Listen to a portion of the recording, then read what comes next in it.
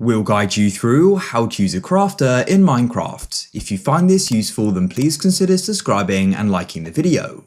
Crafters are super useful and they've got sort of different uses and it can make crafting super efficient. So first of all, to go and craft one, you need to sell 5 iron ingots, place them in the top slots in the crafting table and then run over to the right and over to the left in the middle slots. In the middle, you need to go and place a crafting table, and in the middle at the bottom, you need to place a dropper. Then all you need to do is go and place redstone dust either side, and that is a crafter recipe. Now it's important to note the crafter is a directional block. The direction which is facing you when you place it, that's the face, and that's where the items will be outputted from. So what you can then do is go and right click on it, and you can actually go and craft in it, as you can see.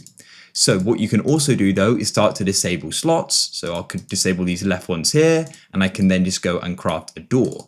And then once you've gone and put some items in there, like I'll do now, what we can then do is go and get a redstone activator, like a button, a lever, or whatever.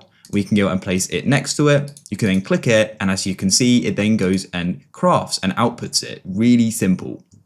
Now, what you can do to make it much more efficient is you could go and put a hopper on top of it and a chest. So it's going to automatically go and refill, and you won't have to do that yourself. You can just go and fill up the chest. It will then go through the hopper into the crafter and it will go and fill up. And then what you can do is just go and press it and it will go and output it. If you wish to make this process automatic, come behind the crafter, leave a few blocks and place down a repeater, make a circle of repeaters like so, and connect them with redstone dust. Place down a redstone torch and then break it.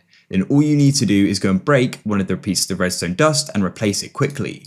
Link it up to the crafter, and as you can see, it's now quickly crafting. It's super simple. If you found this useful, then leave a like.